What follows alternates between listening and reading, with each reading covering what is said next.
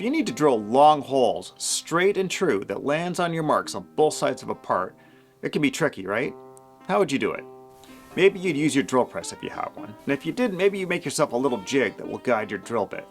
But what if that hole needs to go through the stem of your boat, and there is nothing you can do to clamp any sort of guide to it?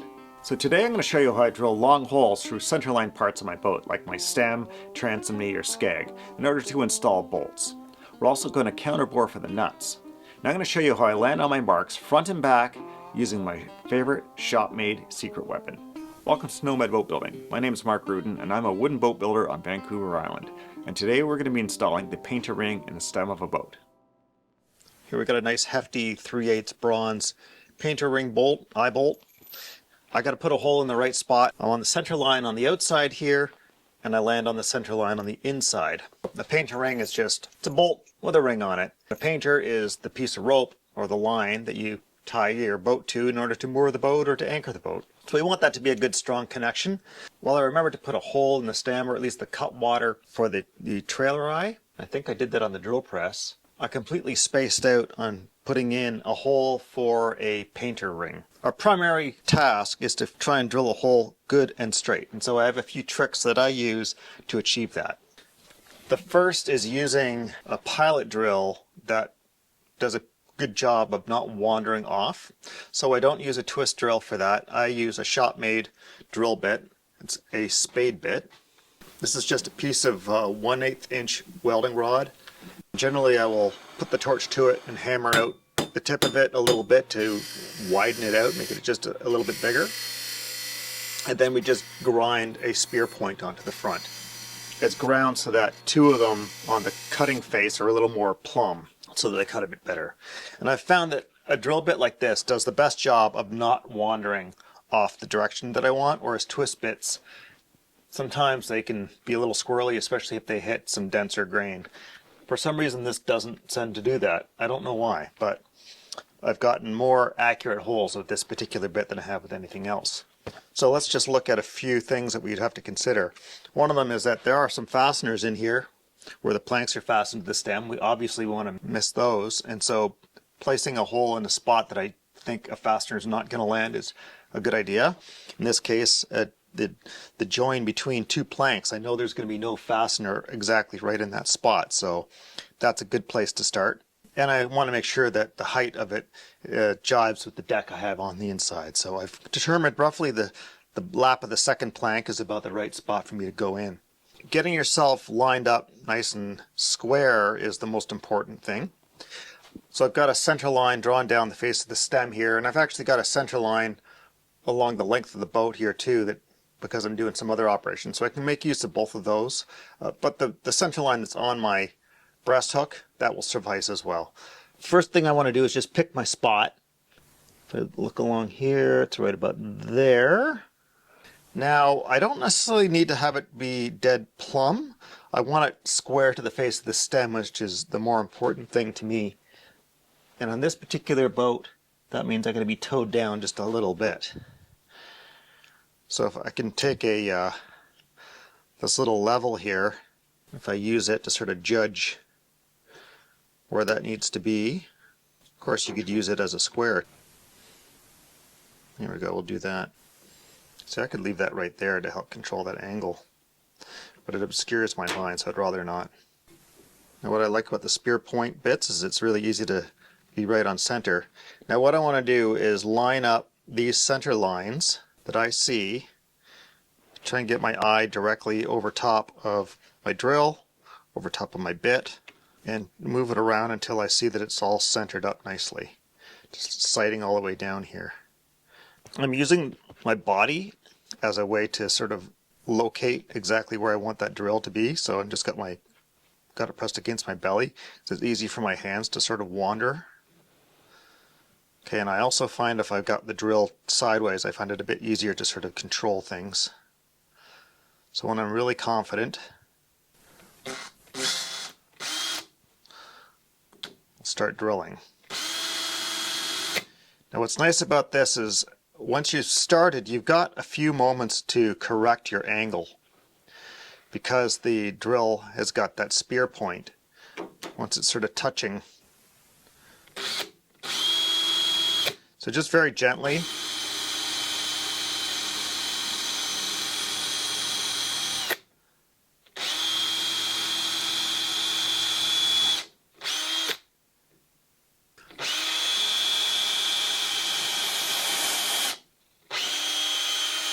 Now, should I hit a fastener, I could always come back in here with an 1/8 inch twist drill bit that would hopefully be able to chew through the fastener.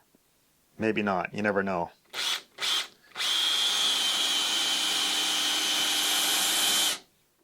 Now, if I land off center, I could always come back from the other side, adjust for that difference, and the chances are that I'll be able to connect the dots somewhere inside the hole. I've done that before and that works okay.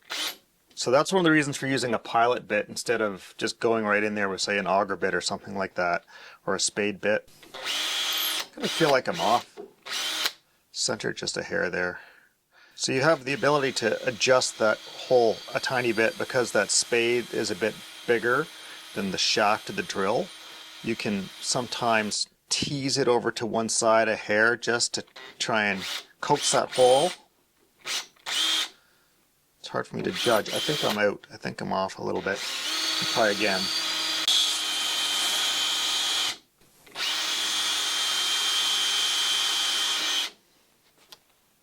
Ho ho ho!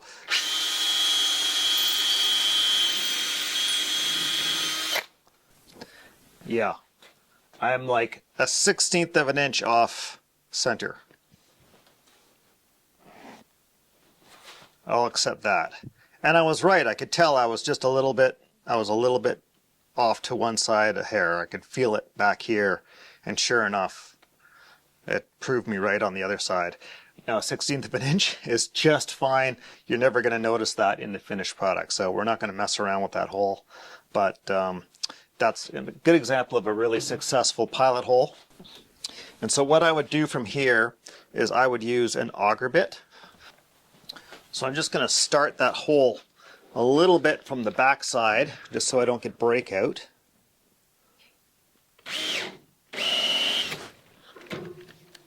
But then I'll do the rest of the drilling from the front.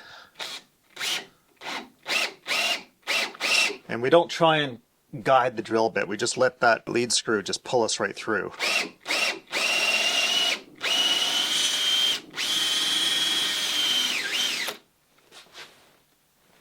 I've hit where the other screw had interacted with the hole now.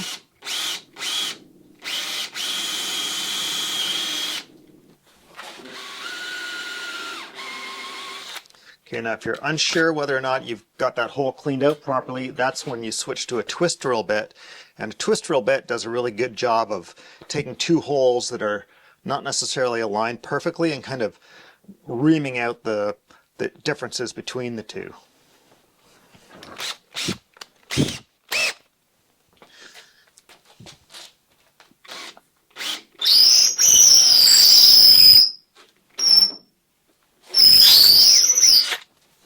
Okay, next I need to ream out that hole, or counterbore it, more specifically in order to accept a nut and washer.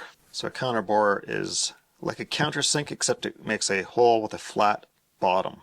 And I happen to have a counterbore that jives up with the size of socket I need for this. Counterbore bits are available, but you're not going to find them at your local hardware store or building supply or your typical specialty tool shop. It's the kind of thing you generally got to go to an industrial supplier to find, but they are around. The one I have here, it's made by Fuller, so they're not super rare. So we just want to put that onto our bit anywhere that it's going to hang on nicely. So there's some nice flats here at the bottom of this that I'll tighten it on too. Okay, whenever I'm going to do an operation like this, first I want to test how deep my hole is going to be. So I've got this little feeler gauge, just a piece of wire with a hook on the end. And I'll run it into that hole and find the back side of it. So right there. And what I want to do is compare that to my bolt so I know how deep I've got to go.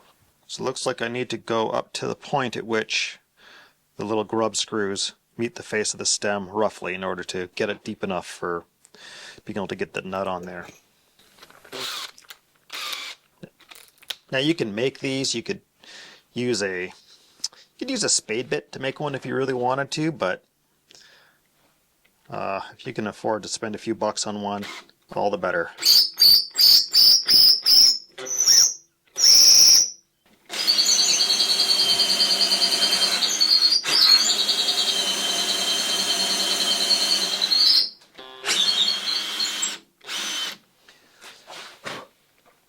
Okay, looks pretty good. That'll fit on. Just want to ensure that there's enough thread grab on that for it to be a good solid fit. So we'll just, okay, looks like I could go a little deeper. Now the thing about that counterbore is it leaves that particular one has got some spurs on it, which is nice for giving you a nice clean cut. However, it leaves you with sort of a funny shaped hole. So we'll just take a Forstner bit to flatten out that last little bit.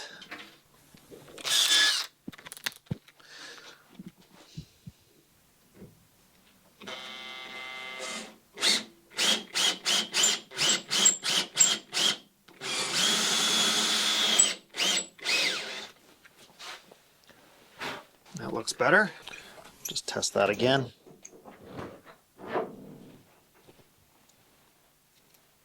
Yeah, that looks much better. Okay, suppose you don't want to make the investment to buy a counterbore. I can understand that. Maybe you only got to drill 2 or 3 holes. You can do the same thing using a Forstner bit or a spade bit.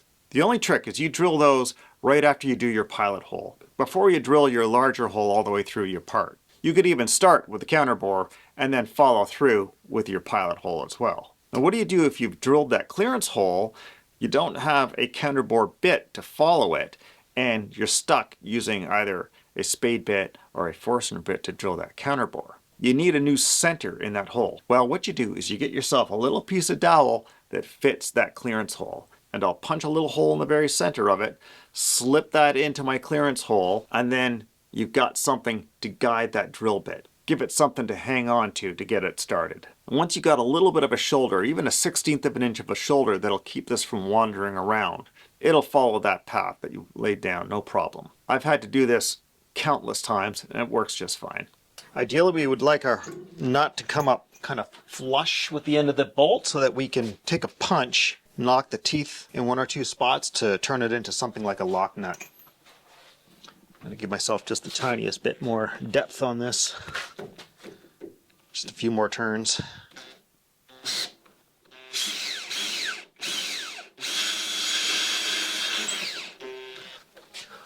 There we go. So I'll have to cut a plug to fit in there.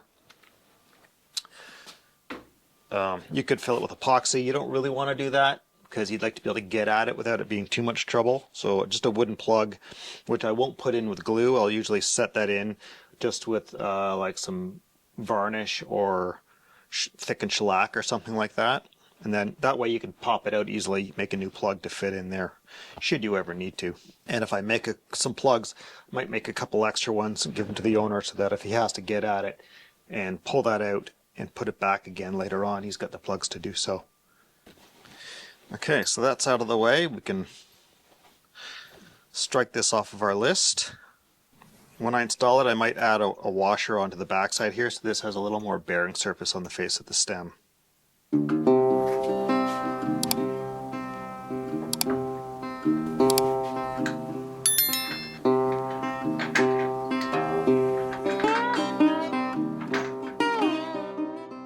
Okay folks, if you like these videos and you'd like to support the channel, please consider joining me over on Patreon. You can find links in the corner down in the description. But don't go yet. Maybe you want to watch this video about how to scarf plywood using a router. It's a pretty good little trick.